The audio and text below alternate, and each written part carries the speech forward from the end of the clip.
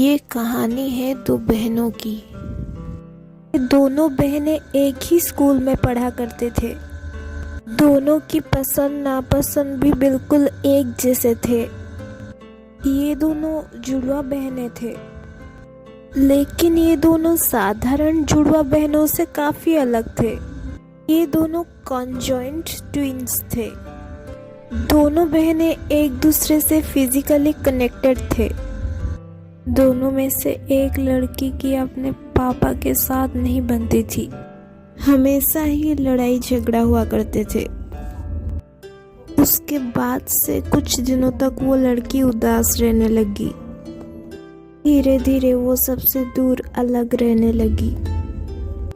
पढ़ाई में ध्यान न रहने के कारण टीचर भी उसे डांट देते हैं।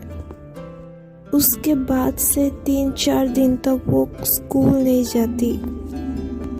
ऐसे ही उदास रहने के कारण फिर वो जहर पीकर अपनी जान दे देती है। उसकी सुसाइड करने के पीछे के राज किसी को पता नहीं लगता। फिर पुलिस के पूछने के बाद लड़की के पापा कुछ हैरान कर देने वाली बातें बताते हैं। उनका कहना था कि उनकी दूसरी बेटी ने ही अपनी बहन की खून की है। उनके पापा का कहना था कि दोनों लड़कियों में से एक लड़की दूसरी लड़की के दिमाग को कंट्रोल कर सकती थी। उनका कहना था कि दोनों लड़कियां जन्म से ही कॉन्जॉइंट ट्विन्स होने के कारण ये सब पॉसिबल हो पा रहा था। कॉन्जॉइंट ट्विन्स जन्म से ही अपनी ट्विन के साथ अपनी बॉडी का एक ऑर्गन शेयर कर रहे होते हैं।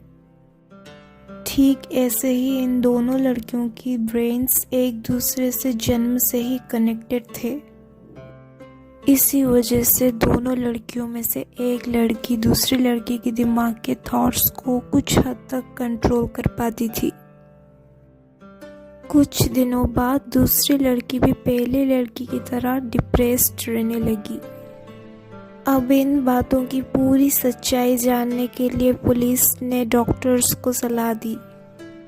पुलिस ने डॉक्टर्स को उस लड़की की ब्रेन को अच्छे से स्टडी करने को कहा। बचपन में ही दोनों लड़कियों के दिमाग को सर्जरी के जरिए अलग कर दी गई थी। डॉक्टर्स का भी यही कहना था कि लड़कियों के पापा झूठ बोल रहे हैं, यानी कि ऐसा कुछ भी नहीं है जिससे कि एक लड़की दूसरी लड़की के दिमाग को कंट्रोल कर सके। डॉक्टर्स का ये भी कहना था कि दूसरी लड़की का इस सुसाइड से कोई भी लेना देना नहीं है। फिर पुलिस अपना अलग से इन्वेस्टिगेशन जारी रखती है। फिर पुलिस के पास कुछ और हैरान कर देने वाली चीज़ें सामने आती है। पता लगती है कि ये केस सुसाइड की नहीं मर्डर की है, और ये मर्डर और किसी ने नहीं बल्कि लड़की के पापा ने ही किया था।